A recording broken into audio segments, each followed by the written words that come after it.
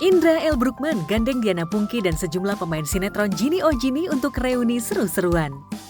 Hasilnya, mereka justru siap kembali berkarya untuk obati rasa kangen sejumlah penonton era 90-an.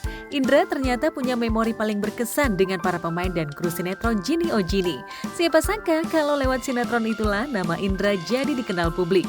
Ya, ada kedekatan emosional yang lebih gitu kan dibandingkan dengan sinetron-sinetron yang lain dengan teman main yang lain. Karena buat gue ini ada sinetron yang pertama yang gue dari awal sampai orang kenal ya, karena siapa Indra Bruggman sama Diana ya, karena gue juga gak kepikiran untuk bikin lagi gitu ya. Gue pikir gue juga udah gak mau syuting lagi, cuman kan gak mungkin kalau kita bikin karena satu yang gue bilang tadi, hak ciptanya bukan punya kita gitu. Saya rasa kita berempat ini memang mewujudkan dan untuk memberikan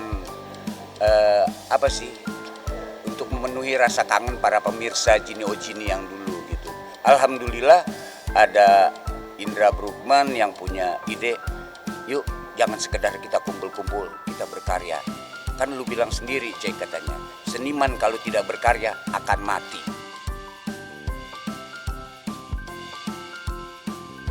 Layaknya acara reuni, Indra dan Diana kembali mengenang bagaimana keduanya menghabiskan waktu di lokasi syuting.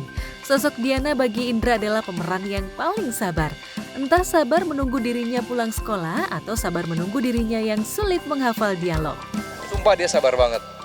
Dia sabar nungguin schedule gue pulang sekolah, dia sabar karena gue baru pertama kali syuting sinetron ya, dan mereka tuh yang ngomong-ngomong. Jadi makanya gue bilang ini bukan sinetron yang cuma sekedar sinetron, tapi ada nilai historinya. Gue ngerasa kayak mereka tuh gila ya, baik banget ya ngomong gitu kan. Kalau sama artis yang lain kayaknya gue pak. Jam 3 atau jam 4 baru mulai dia. Kita baru mulai syuting. Tak hanya bahas soal masa lalu, Indra dan Diana juga saling buka aib. Kalau Indra tuding Diana tidak suka olahraga, Diana justru pede merasa cantik cukup dengan jamu. Ia bahkan menegaskan kalau ia lebih mencintai diri apa adanya daripada harus oplas. Yang gue tahu Diana tuh nggak suka olahraga, gue suka. Kalau skincarean ya, kalau gue pribadi ya seperlunya aja. Kalau dirasa mukanya lagi kering ya udah kita olesin moisturizer, tapi bukan sesuatu yang rutin. Beda mungkin dengan Diana ya. Aku emang dari remaja ya, atau dari kecil itu udah dibiasain kayak minum jamu-jamu gitu dari orang tua gitu ya.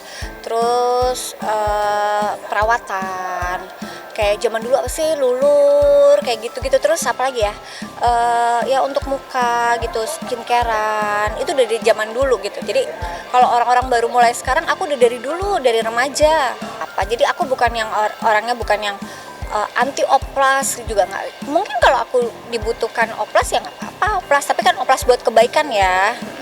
Bukan yang tapi harus merubah muka aku atau merubah bentuk muka aku jadi beda gitu, nggak mau. Aku mau tetap diri aku sendiri gitu. Jadi diri sendiri tak hanya soal penampilan, tapi juga soal prinsip.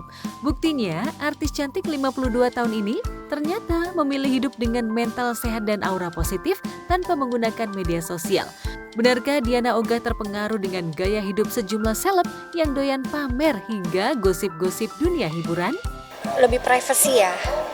Awalnya lebih ke privacy. Aku nggak pengen orang tuh tahu aku di mana, ngapain. Terus kayaknya terus kadang-kadang kan suka flexing gitu. Apa yang mau di flexingin aku gitu. Aku kan orangnya juga sensitif ya. Jadi kalau ada omongan-omongan gitu kan jadi sedih, lebih kepikiran gitu kan. Aku jadi bebas ya, nggak ada mau orang mau haters mau apa gitu, nggak. EGP. Kalaupun misalnya ada orang nih yang ngasih tahu aku gitu, si ini ternyata nggak suka deh sama kamu gini, ya EGP ya, kayaknya tetap baik aja gitu sama orang itu gitu. Yang pasti gue sama Diana yang lain mencoba untuk menikmati hidup, nggak terlalu beban dengan segala macam apa yang terjadi di dunia ini gitu kan. Masalah tetap ada, tapi udah kita enjoy, kita nikmatin. Apalagi Diana enak banget hidupnya, nggak punya sosmed kayak gitu kan. Medsos dia nggak punya sama sekali, jadi mungkin dia akan lebih tenang daripada gue.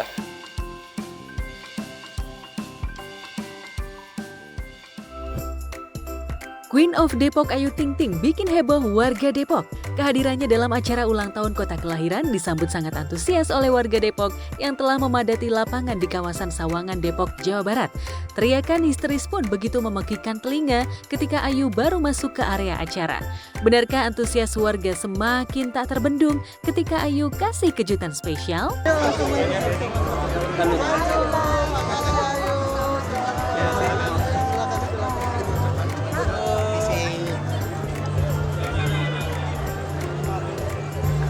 Lah ya, karena kan emang Bunda dari kemarin aku lihat Bunda mah udah keliling Bunda mah alhamdulillah.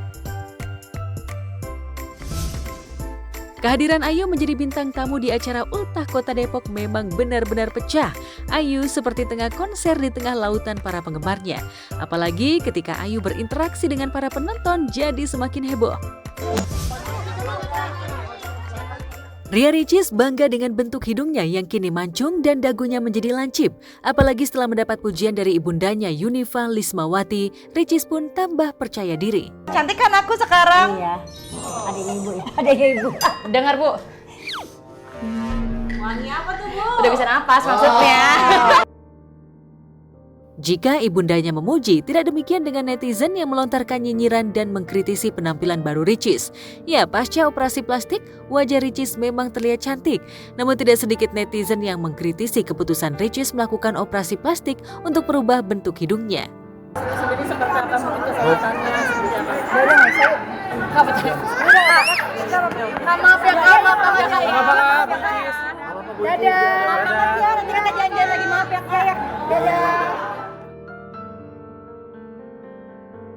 Tak hanya diterjang komentar nyinyir dari netizen, Ria Ricis juga mendapat sindiran dari seorang dokter yang meragukan alasan Ricis melakukan operasi plastik pada hidungnya untuk kesehatan. Kan ini aku ngelurusin yang bengkok sama buang polip sama kongka radiofrekuensi. Untuk memperbaiki polip ataupun juga sinus, kita tidak perlu melakukan perubahan bentuk hidung sampai dengan tinggi atau mancung. Sesuatu yang malfungsi atau tidak berfungsi secara normal pada umumnya, itu kita tidak bisa compare dengan sesuatu yang sudah berfungsi secara fungsional pada umumnya. Perbaiki hidung yang miring atau septoplasti agar dia bisa bernapas kembali seperti normal pada umumnya, itu pun dilakukan hanya berfokus pada mengembalikan tulang hidung yang miring ke tempat asalnya, tanpa melakukan perubahan bentuk sama sekali, agar bisa kembali bernapas seperti normal pada umumnya. Berbeda dengan rinoplasti yang memang difokuskan untuk merubah bentuk hidung, mulai dari tinggi, pendek, pesek, atau slim. Selain wajah barunya pasca oplas, penampilan busana Ria Ricis juga ikutan disorot netizen. Ricis yang berstatus janda disebut-sebut sedang tebar pesona untuk memikat kaum pria. Perlahan, mantan istri Teuku Ryan itu tidak sepenuhnya mengenakan busana muslimah syar'i.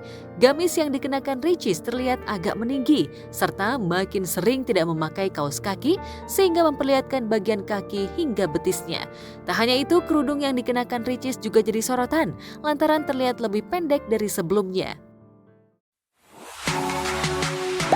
Gak sempat baca? Dengerin aja. Klik icon text to speech, gak pakai ribet di okezone.com.